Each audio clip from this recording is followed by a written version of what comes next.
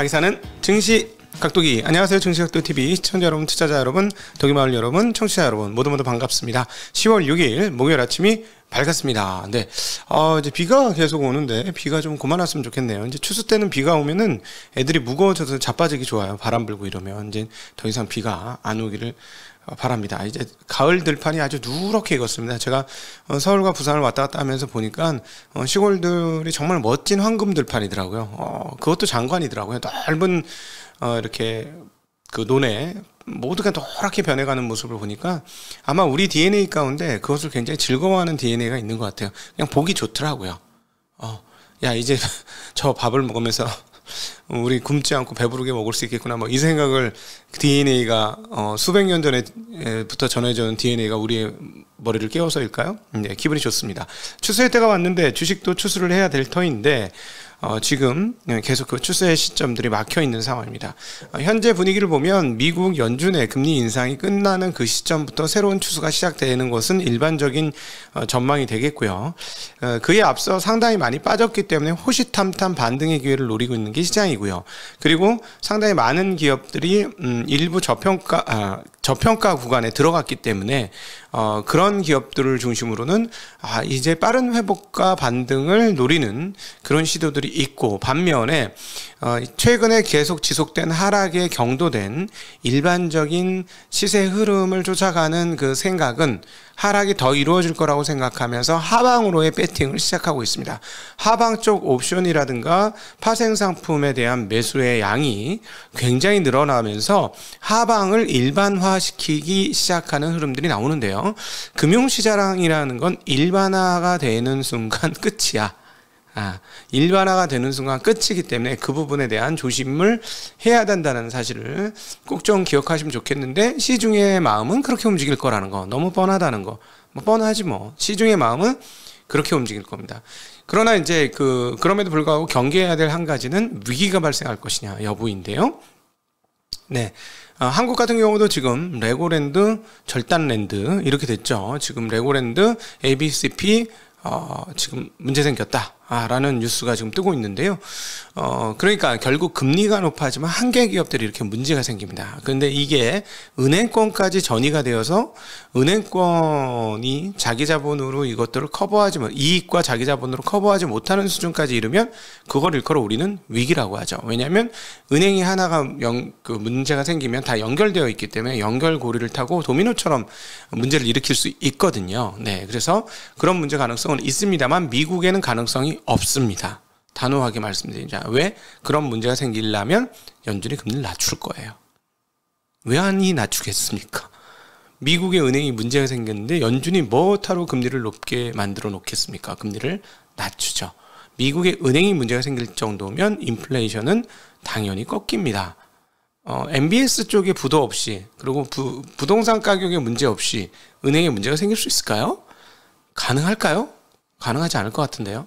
자, 그렇다면 인플레이션, 주택가격 떨어지는데 인플레이션이 버틸 수 있을까요? 네, 못 버티겠죠. 자, 그러면 당연히 미국은 문제가 없습니다. 그러나 이제 다른 신흥국들이 문제죠. 이 정도의 금리라면 다른 나라는 미국보다 더 높은 금리를 유지해야 된다는 어떤 압박감, 이런 것들이 있고, 그거를 유지하게 될 때 과연 좀 그 흥청망청의 시대에서, 거의 제로금리 시대에서 마구 발행했던 채권에 대한 회수 가능성이 어떻게 될 것이냐, 신용도가 낮은 국가들의 경우는 어떻게 될 것이냐를 생각하게 되는 게 그 위기 요인인데, 그 부분은 우리가 일단 스프레드를 통해서 확인을 하고 있는데, 미국 스프레드는 올라오긴 했습니다만 그렇다고 그거를 문제적인 상황이다라고 보기는 어렵고, 신흥국의 문제는 신흥국의 문제일 것이다 라고 미국은 생각하고 있을 것입니다. 그래서 그런데 이제 전일 우리가 이제 반등을 보았던 것은, 그게 신흥국 쪽에서 일어나는 건 눈 하나 깜짝 안 하지만 영국 같은 큰 나라에서 일어나게 되면 시장이 조금 영향을 받더라. 연준이 영향을 받은 건 아니었고요. 시장이 조금 영향을 받더라. 이런 거 우리가 이제 그동안의 흐름에서 파악하는 모습이었습니다. 자, 오늘 장 한마디. 시장의 오해인가? 충분히 빠진 건가? 네. 자, 오늘 나스닥 S&P 하루짜리 차트를 보면 그 흐름들을 잘 확인할 수 있을 것 같습니다. 자, 1일물 동향 살펴보죠. 네, 빠져서 시작했어요. 줄줄줄줄줄줄 빠지면서 장중에 거의 지금 2% 정도 수준의 하락을 기록을 했었는데요. 이걸 그대로 반등 하루 종일 올리면서 여기까지 땡기면서, 근데 중간에 나쁜 뉴스들이 꽤 많았거든요. 오펙이 200만 배럴 뭐 이런 등등. 그다음 연준 인사의 발언도 시장이 친화적이지 않았고요. 그럼에도 불구하고 이렇게 땡긴 저력이 좀 나타나고 있는데, 자, 그럼 여기서 무슨 고민을 해보냐. 이 1년짜리 차트를 보면 6월 달에 있었던 최초의 그 30 몇 프로 빠진 나스닥의 저점을 이번에 깨고 내려갔냐. S&P하고 다우는 좀 깨고 내려갔죠. 근데 여기서 지금 반등을 하면서 이거를 이제 장기적인 차트로 보면 쌍바닥을 만드는 거예요. 여기 이제 잘 안 보이지만 쌍바닥을 만들고 있어요. 여기서 올라가면 쌍바닥을 만들어지면서 여기서 강력한 지지 라인을 만드는데, 과거에 보시면 올라가는 가운데서 한번 접었던 자리잖아요. 그죠? 그러니까 여기에서 한번 고민을 하게 만드는 자리에서 지금 고민을 하고 있다. 근데 고민을 해서 버티면은 이게 바닥이 될 것이고, 못 버티면 밑으로 열려 있죠. 이만큼의 공간이 열려 있어요. 꽤 많은 공간이 열려 있다는 거. 이거는 이제 월봉 장기 차트인데, 장기적으로 열려 있는데, 만약에 여기 이제 많이 깨지고 9,000대와 그 과거 코로나 이전으로 빠지려면 조건값이 이게 나오면 가능할 것 같습니다. 그러니까 미국의 4.5% 기준금리가 한 2년 정도를 유지하게 될 거라면 이게 가능해질 것 같아요. 왜냐하면 지금 15배의 밸류에이션에 대해서 납득을 못하게 될 거죠. 왜냐하면 1년 이상의 고금리 상황들이 지속이 되면 그거를 노멀로 두뇌는 생각하기 시작합니다. 앞으로도 계속 그렇게 되겠구나. 그런 게 노멀이구나. 그러니까 7% 8%짜리의 금리가 일반적인 거구나 라고 생각하면서, 그러면 뭐 주식을 뭐 굳이 뭐 그동안 좋지도 않았는데 예금이나 해야 되겠네, 뭐 2년짜리 3년짜리 예금하면 8% 준다는 걸 뭐 이러면서 예금을 하겠죠. 그러면 주식시장으로의 유동성 유입이 확연하게 적어질 것이고, 그러면 주식시장은 그때 밸류에이션을 무위험자산 대비 밸류에이션을 하게 될 겁니다. 그러면 PER 배수가 말씀드렸듯이 12, 지금 15가 아니고 12 내외까지 떨어져야 된다라는 거. 그렇게 되면은 얼마가 떨어져야 돼요? 20%가 지금보다 더 떨어져야 되는 것이죠. 자, 그러면 이론적으로 9,000 또는 9,000 밑으로의 흐름들이 나올 수 있는 거죠. 근데 조건값은 뭐다? 4.5% 수준 내외의 기준금리가 한 2년 정도 유지가 되어야 한다는 것이다 라는 거죠. 가능할까? 가능 안 해 보이는데? 제 생각에는. 자, 오늘 전체 시장 흐름 한번 확인해 보도록 하겠습니다. 자, 오늘 뭐 전반적으로 그 배럴 200만 배럴 하루에 감산을 하기로 했기 때문에 아주 신난 거는 정유업체 관련된 유가 관련 업체들이 아주 신났고요. 그다음에 이제 그 뭐 건강 관련 주식들 좋았고, 나머지는 빅테크 기업들은 그냥 쏘쏘했습니다. 그리고 은행주들 어제 올랐던 그 JP 모건이라나 그 이런 쪽이 조금 빠졌고요. 테슬라가 좀 많이 빠졌네요. 네, 테슬라는 트위터 인수를 결정을 하고 나니까 그게 조금 더 악재가 되는 것 같습니다. 왜냐하면 말씀드렸듯이 인도량이 왜 그러냐면 테슬라의 미래는 되게 밝아요. 문제는 뭐였냐면 테슬라 주가를 그 생각하는 사람들은 더 밝았어요. 그게 문제인 거예요. 그거에 그 갭이 있었던 거지. 트래킹 에러가 있었던 거예요. 테슬라가 못하는 건 아니에요. 잘하고 있고 앞으로도 잘할 거예요. 잘하는데 사람들은 우와 진짜 잘해 이러면서 가격을 매긴 거죠. 그런데 지금은 잘해야. 옛날에 우와 진짜 잘해 이러면서 주가를 매겼는데 지금은 잘해. 예, 이건데 약간의 에러, 지금 노이즈가 생긴 거죠. 저 생각에는 그 결국은 그때 그 뇌피셜, 각피셜을 한번 말씀드렸는데 결국은 트위터를 인수하는 거하고는 닷지하고 결국은 연결되지 않을까 하는 생각을 개인적으로 갖고 있습니다. 그거를 같이 연결 해서 뭔가를 하고 싶은 그 완전한 제국이 되는 거죠. 완전한 제국이 되는 거예요. 통화권까지 가지는, 일부 통화권을 가지게 되는 완전한 제국을 만들고 싶은데 어찌되었건 잘 하고 있어요. 잘 하고 있지만 88% 인도량이 연속적으로 이어질 거라고 하는 시장의 과도한 믿음이 지금 조금 금이 간 것이고 거기에 노이즈가 좀 발생해서 조금 빠지는 것이다 라고 정리해 보면 좋을 것 같고요. 또 하나 금리가 계속해서 이렇게 고공행진하면 멀티플은 바뀝니다. 그거는 뭐 불가항력적인 거죠. 시장이 그렇게 생각하는 거니까. 그래서 그 부분을 어떻게 매김할 것이냐. 계속 말씀드리지만 무위험 자산 수익률이 0%면 주가 그 PER 배수 100배라도 비싸지 않아요. 하나도 안 비쌉니다. 그게 영원하게 된다면 말이죠. 그러나 지금은 무위험 자산 수익률이 5% 내외까지를 향해 가고 있기 때문에 그렇다면 그 부분에 대해서는 반드시 비용을 치러야 되는 것이고 그 비용은 PER 배수의 하락으로 나타나게 되는 것이다 라고 말씀을 드렸습니다. 자, 그러나 연준의 태도는 지금은 강경하지만 계속해서 강경할 것이다 라고 볼 수 있나요? 아니, 그건 모르지. 그건 모릅니다. 자, 어쨌든 채권 시장이 안정을 찾느냐, 이제 변동성이 좀 주는 것 같다가 오늘 다시 변동성이 팍 커졌는데요. 금리가 10bp 이상 10년물이 올랐고 더불어서 달러는 어떻게 됐을까? 네, 강세가 되었고요. 그로 인해서 위험 회피가 있었습니다. 그러니까 위험 회피가 있었는데 그래서 주식시장에 빠져 시작했는데 반등을 했다는 건 굉장히 잘 반등을 했다라는 것이고요. 전일 상승을 이끌었던 촉매제들은 전일까지 이틀간 너무 크게 올랐기 때문에 그 촉매들은 상당히 효과가 그 영향력이 좀 떨어지고 있는 거 아니냐라는 생각이 드는데, 호주의 낮은 금리 인상, 그다음 유엔의 금리 인상 자제 권고, 그다음 구인 보고서의 100만 하락 이런 것들이 있었습니다. 자, 그 연준은 태도의 변화가 없는 것 같다. 이것은 지금 채권 시장이 가격 매김하고 있다라고 보시면 되겠고, 이를 자극한 것이 ADP 민간 고용입니다. ADP가 민간 고용이 예상했던 것보다 8,000명 증가했어요. 어제 졸츠는 얼마? 네, 100만 명이 줄었는데, 구직자는 100만 명이 줄었는데 민간 고용은 오히려 8,000명이 예상보다 증가했다고요. 8월 달 수치도 13만 2천에서 18만 5천으로 상향 수정되었습니다.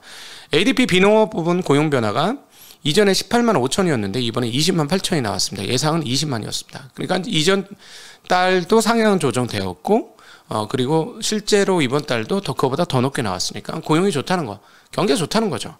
예, 이것들이 채권 시장을 자극할 수밖에 없었다. 아이씨, 그냥 금리 인상하겠네. 이렇게 되는 거죠. 자, 그리고 또 하나, 서비스업 구매 관리자 지수가 나왔는데, ISM 9월 서비스업 그 구매 관리자 지수 PMI가 나왔는데요. 여기 얼마가 나왔냐면 56.7이 나왔습니다. 그러니까 잘 나왔다는 거예요. 비제조업 구매자 지수 56.7, 지난번에는 56.9였고, 그러니까 52 기준점인데 그거보다 높게 나왔고요. 그다음에 ISM 비제조업 고용 지수는 50.2에서 53. 네. 그다음에 비제조업 신규 수준은 61.8에서 60. 이거는 그냥 일단 높은 상황이죠. 기업 활동 지수는 60.9에서 59.1 떨어지긴 했습니다. 이것도 높은 상태를 유지하고 있어요. 반면에 마켓의 종합 구매 관리자 지수 9월치는 49.5가 나왔는데, 그러면 뭐 50 미만이니까 안 좋은 거 아니냐. 근데 지난번에 44.6이었어요. 그다음 이쪽에서 나온 서비스 구매 관리자, 마켓 서비스 구매 관리자 지수 9월치는 43.7에서 49.3으로 올랐습니다. 자, 그러니까 뭐야? 미국 경기 나빠, 좋아? 좋아. 우리하고 달라. 좋아. 미국은 좋아. 좋으니까 우리는 나빠. 요즘은 좋은 게 나쁜 거고 나쁜 게 좋은 거다. 계속 그 말씀 드리죠. 좋으면 나쁘고 나쁘면 좋아요. 요즘은 나쁘게 나와야 연준이 꺾지. 좋게 나오면 연준이 꺾겠어? 안 꺾죠. 자, 그러니까 이런 것들이 채권 시장을 자극을 해서 채권 시장 상황이 어떻게 됐느냐. 자, 10년물 3.63%에서 3.75%로 12bp 올랐고요. 그 다음에 그 독특한 거는 1년물이었어요. 1년물이 3.98이었거든요. 4.13으로 15bp나 올랐습니다. 20bp 가까이. 이것도 1년물이에요. 1년물이 굉장히 많이 금리가 올랐죠. 4.1까지 1년물이 올랐다라는 건 미국 기준금리가 조만간 4를 넘을 것이다라는 걸 반영하고 있는 것이죠. 아직 한참 미치잖아요. 4를 넘길 것이다. 그러면은 채권 시장은 아무리 죽었다 깨나도 두 번 남은 기간 동안에 50bp 두 번은 올린다라는 거 이제는 받아들인다는 거예요. 예, 채권 시장이 이렇게 금리가 튀고 가격이 떨어지게 되자 금리가 튀니까 달러는 강세가 되어졌고요. 금융시장은 불안정해졌습니다. 그런데 주식시장은 방어력을 상당히 피면서 이번에는 저점을 안 깰 거야 라는 의지를 상당히 보여줬죠. 과연 누가 맞을 것이냐 인데요. 자, 여기에 이제 그 메리델리 그 샌프란시스코 연은 총재의 발언이 조금 있었습니다. 확인을 해보면 어디 갔어? 적어놓은 게 잠시만. 네, 있습니다. 추가적인 금리 인상이 필요하다고 본다. 매우 강한 수요를 공급에 맞춰 내리는 것에 대한 것이며 인플레이션을 낮추는 것이라는 점을 기억해야 한다라고 얘기했습니다. 추가적인 금리 인상이 인플레이션을 낮추고 공급에 맞춰서 수요도 꺾을 것이다 라는 얘기를 하면서 태도가 변하지 않았습니다. 네, 어제 세게 올렸지만 연준의 태도가 바뀐 건 아니고요. 저희는 계속해서 어떻게 연준의 태도를 읽는다? 네, 연준의 발언과 채권 시장의 반응을 통해서 읽어본다. 네, 채권 시장의 반응은 연준은 매파적 태도를 그대로 유지할 것이다라는 게 그대로 보여지는 상황이다. 이렇게 정리해 볼 수 있을 것 같습니다. 자, 원유 시장 흐름 중요한데요. 오펙 플러스에서 하루 200만 배럴 감산을 했습니다. 역시나 우리가 계속해서 얘기했듯이 $90가 타겟 프라이스 아니냐라고 여겨집니다. $90 밑으로 가면 뭔가 조치가 계속 나와요. 그래서 브렌트유 기준으로 $90 이상을 유지하고 싶은 것이 지금 오펙과 산유국들의 의지가 아닌가라고 이번에 다시 한번 느끼게 됩니다. 자, 그리고 러시아도 간절히 유가가 오르길 바라겠죠.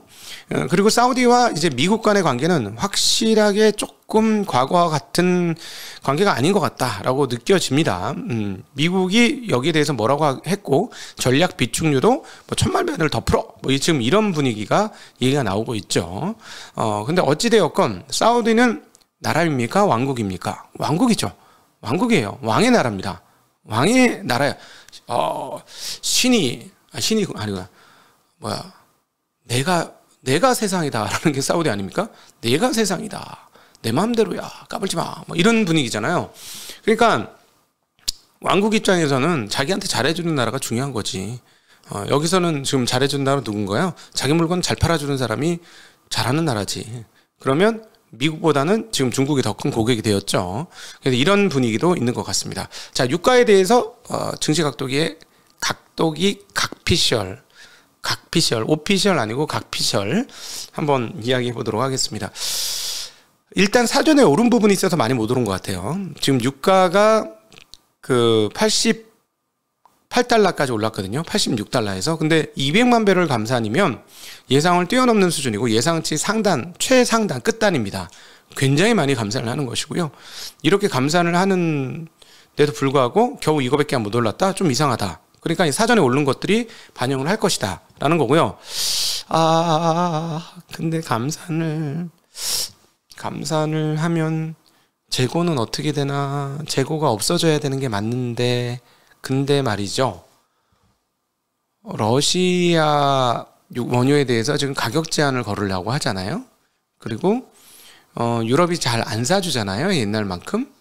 그러면 이제 중국에서 세일에다 팔았는데 러시아도 유가가 오르긴 간절히 바라죠. 전쟁 수행을 잘 하려면. 그리고 지금 병력을 증파해달라고 동원령을 내린 상황이기 때문에 그렇다면 비용은 더 든다 덜 든다? 사람이 많이 있는데 왜 덜 들겠어요. 먹여야 되는 사람들이 그렇게 많이 들었는데 당연히 전쟁 비용이 더 늡니다. 치열해지면 무기도 더 써야 되고요. 전쟁 비용이 계속 들 거예요. 자, 그러면 뭘로 조달합니까?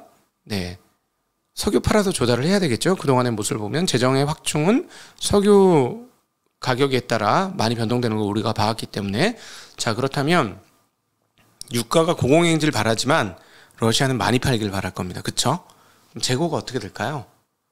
재고가 러시아가 자꾸 팔아제끼면 다른 나라의 재고는 어떻게 될까? 감산해서 재고가 줄어야 되는 게 정상인데 만약에 러시아가 여기서 오펙보다 자기가 더 많이 팔겠다고 나서서 정말로 팔기 시작한다면 교란이 되는 것이죠. 지금까지는 단일 대우로 잘 왔는데 러시아가 제가 보기엔 조금 급합니다. 그런 상황이라서 만약에 러시아 물량이 계속해서 시장에 싸게 출하가 된다면 그것은 유가의 상단을 막는 그런 영향을 미칠 것이다 라고 생각이 됩니다. 그런 측면에서 그리고 또 하나 유가와 연관성이 높은 건 가스죠. 왜냐하면 가스의 대체로 원유를 지금 유럽에서 사용하려고 하고 있으니까 그러면 당연히 이렇게 유가의 원유의 감산이 있으면 가스값은 많이 올랐어야 돼요. 많이. 볼까요? 가스 가격. 네, 가스 가격이 오르기는 했습니다만 지금 그 중요한 넥라인이라고 불렀던 180달러 내외에서의 넥라인이 지금 일단 한번 깨졌어요. 그래서 전일 160달러대까지 빠졌었다가 일단 오늘 뉴스로 인해서 오르긴 올랐습니다. 어제 161유로까지 내려갔다가 지금 173유로예요. 그러니까 올라오긴 했는데 지금 보시면은 느끼시겠지만 하락 추세가 상당히 세게 나오고 있습니다. 그래서 이번에 반등을 성공하지 못하면 하락 추세의 영향력이 조금 더 유지될 수도 있다라고 저 차트는 우리에게 얘기하고 있는 거예요. 그쵸?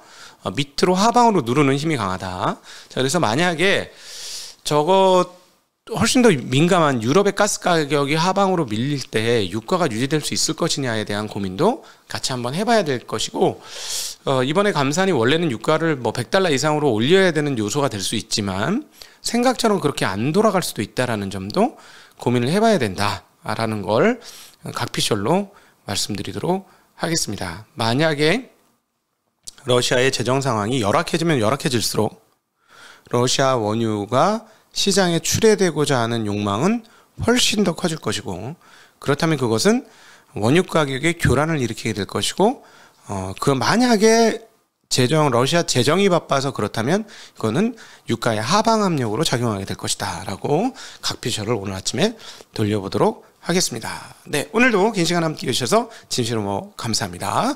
오늘 저녁 오후에도 행복한 얼굴로 여러분 뵙기를 바랍니다. 안녕.